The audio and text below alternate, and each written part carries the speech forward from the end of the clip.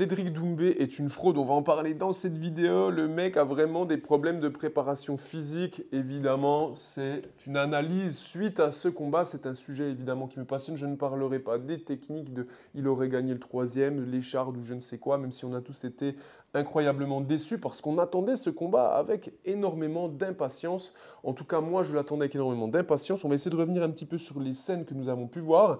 Et donc là, il y a une qualité, on va dire, primordiale qui ressort, c'est qu'on voit que notre ami Cédric Doumbé manque vraiment de force sur sa partie lutte.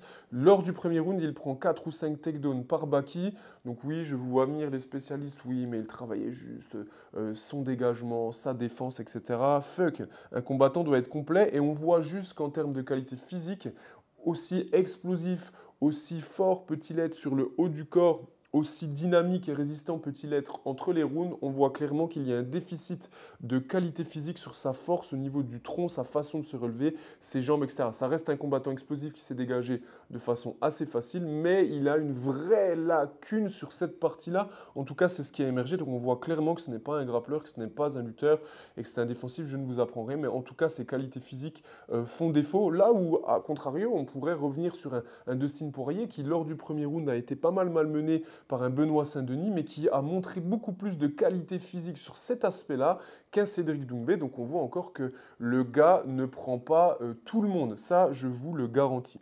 Au-delà de ça, dans ce combat, on a vu des qualités physiques très intéressantes. J'ai une écharde, excusez-moi. Très intéressantes chez Baki. C'est vrai qu'avant ce combat, j'étais assez perplexe parce que ce que notre ami Baki montre un petit peu sur les vidéos internet, c'est qu'il est un peu plus costaud. Donc là, il était beaucoup plus sec puisqu'il devait arriver à un certain poids. Et donc aussi explosif qu'il paraît sur les autres vidéos, je ne l'attendais pas être plus explosif, plus dynamique, plus rapide dans ses déplacements que Cédric.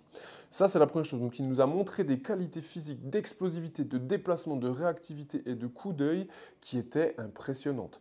Autre point important, j'avais pas mal d'a priori, en tout cas, je me demandais, je ne savais pas à quoi m'attendre pour mettre un peu plus de précision sur la résistance de Baki entre les rounds. Et là, encore une fois, j'ai été très précis. Pourquoi? Parce que Baki est assez jeune. Et c'est vrai que quand on est jeune, en général, on a un peu moins ce second souffle, on a un petit peu moins de coffre. Et c'est vrai que j'imaginais un Baki très très fort sur un premier, peut-être deuxième round, mais je ne le voyais pas forcément être aussi solide au deuxième et prêt à en découdre de façon importante au troisième.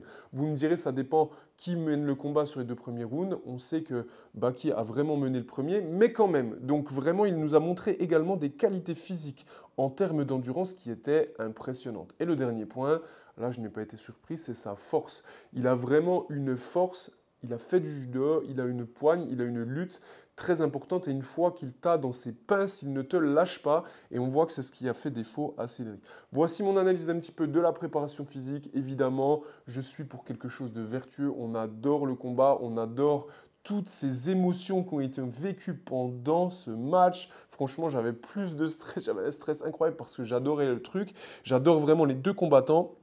Et donc, j'espère qu'on verra un match retour. Si vous avez des suggestions, des commentaires ou tout simplement une autre analyse, mettez-le. N'oubliez pas de nous rejoindre. On va essayer peut-être, si ces vidéos vous plaisent, de faire un petit peu plus d'analyse, peut-être aussi également un peu plus de profondeur. Et rejoignez la famille and keep the pitch.